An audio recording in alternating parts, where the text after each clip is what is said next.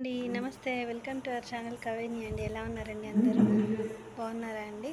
Okay అండి. ఇవాళ మన రెసిపీ వచ్చేసి మటన్ కిడ్నీ కర్రీ అండి. దీన్నే గుర్దా అని కూడా అంటారండి. కొంచెం నా వీడియోస్ కూడా లైక్ చేసి సపోర్ట్ చేయండి, ఎందుకంటే అందరూ తెలుసుకొని చేస్తారు. నేనైతే అదేం లేదండి, కొత్తగా ట్రై చేస్తున్నాను. ఓకే అండి.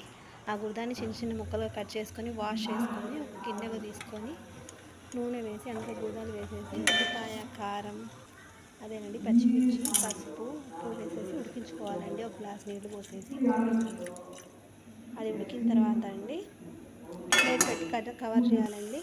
ఓకే, ఉడికిన తర్వాత దాంట్లోనే అల్లం వెల్లుల్లి పేస్ట్, కారము, ఇంకా గరం మసాలా వేయాలండి.